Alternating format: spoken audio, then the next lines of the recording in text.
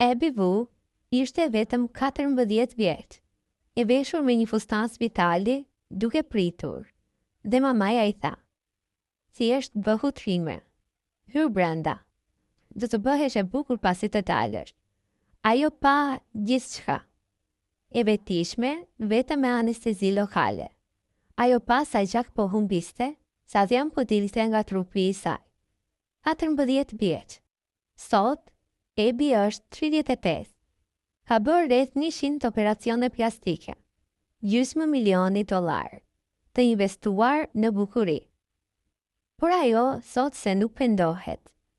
Por mira vajza në Kinë kanë humbur fytyrat e tyre, kanë humbur shëndeti, kanë humbur veten. Në Kinë, çdo vit kryhen mbi 20 milion ndërhyrje plastike. Vajzat bëjnë hundan, mjekrën, nofullën, qërpikët. Vajza që i njeftojnë lloj-lloj elementesh në lëkur, vetëm për të qenë të bukura. Dhe kur Ebi pyetet, "Çfarë të pëlqen më shumë në fytyrën tënde?" Ajo nuk e gjen dot në jetë i parë.